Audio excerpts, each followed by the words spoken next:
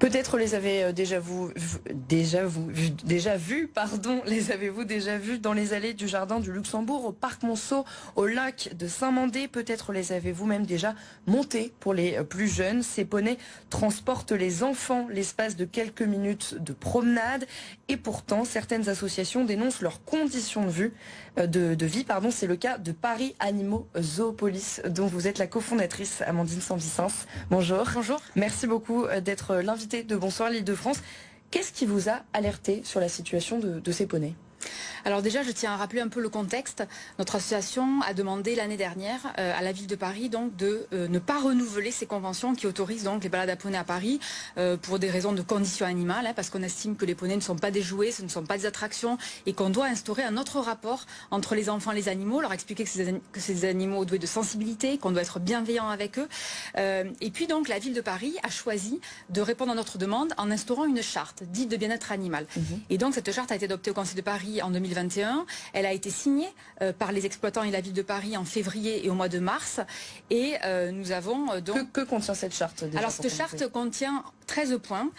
Donc très concrètement, par exemple, le fait que les poneys doivent avoir à disposition de l'eau, doivent avoir à disposition du foin. Je rappelle que ce sont des animaux herbivores qui mangent continuellement, mais également que les équipements sur eux ne doivent pas être blessants, qu'il doit y avoir des pauses, qu'on doit retirer le mort lors des pauses, que les temps de transport doivent être limités à 2 heures maximum par jour.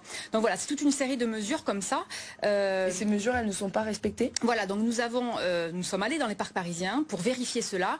Et sur toutes les mesures que nous avons vérifiées, il y en a une seule qui est respectée. Donc celle qui est respectée, c'est celle sur l'état des pieds, qui est plutôt convenable.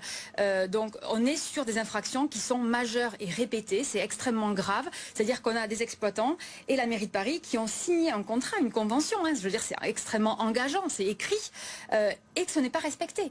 Donc, c'est-à-dire qu'il y a deux possibilités. Soit on a la mairie de Paris qui se fait complètement balader et qui ne le voit pas, en fait. Et donc, dans ce cas-là, la conclusion est simple, il faut résilier ces conventions parce que c'est une faute grave de l'exploitant parce qu'on a des infractions qui sont majeures et répétées, ou alors la ville de Paris, et on ne peut pas le concevoir, ne va pas les résilier. Et à ce moment-là, on a un message qui est désastreux qui est envoyé en matière de conditions animales, et cette charte ne serait qu'une mascarade et que de la poudre aux yeux. Donc voilà, donc aujourd'hui on en appelle à la mairie de Paris, on demande la résiliation de toutes ces conventions.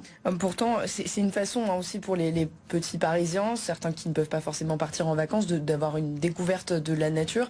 Justement, est-ce que vous avez un avis sur cette question-là? Oui, évidemment, mais c'est une question qui est centrale. Et justement, ce rapport qu'ont les enfants aux animaux, il doit évoluer.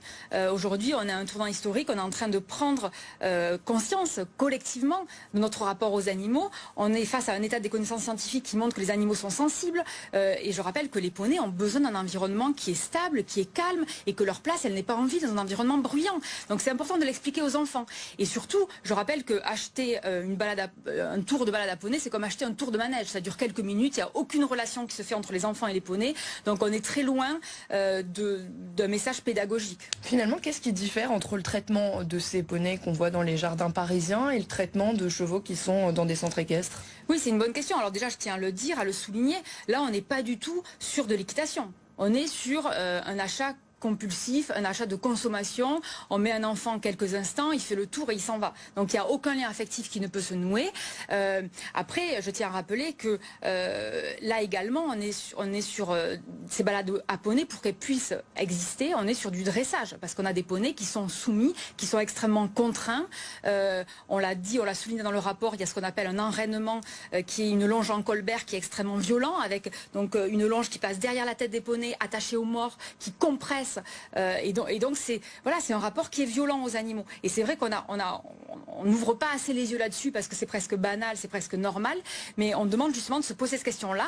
Et d'ailleurs, j'en profite pour encourager tout le monde à signer notre pétition sur le site zoopolis.fr où on appelle Anne Hidalgo à résilier ces conventions. Ça fait plusieurs décennies que c'est une même association qui est prestataire du coup dans ces jardins publics de la ville de Paris.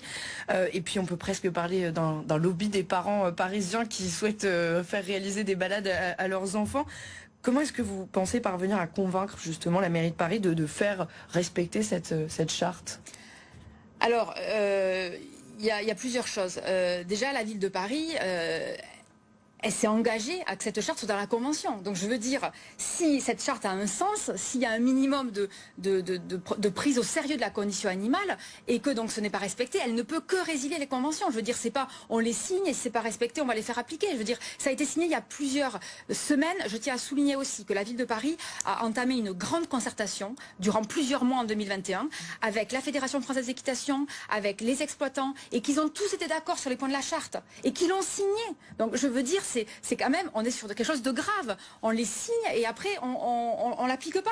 Donc là, la mairie de Paris doit réagir et ça ne peut être que la résiliation. Et la charte bien-être, ce sera ma dernière question. C'est suffisant selon vous cette charte bien-être? Non, ce n'est pas suffisant. On veut que la ville de Paris montre l'exemple en matière de conditions animales. Et si vous voulez encadrer l'exploitation des animaux, pour nous, ce n'est pas du tout suffisant. Il faut vraiment faire passer le message que les animaux ne sont pas des jouets et que donc les activités qui véhiculent l'image d'animal objet doivent cesser. Je tiens à rappeler qu'à Paris, on a quand même un large choix en termes de culture, de sorties, etc. Et on peut voir les animaux en liberté dans leur milieu, dans les bois, on peut en voir. Donc observons-les libres et heureux.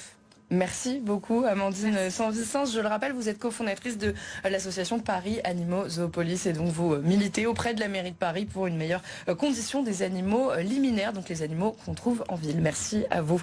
Tout de suite.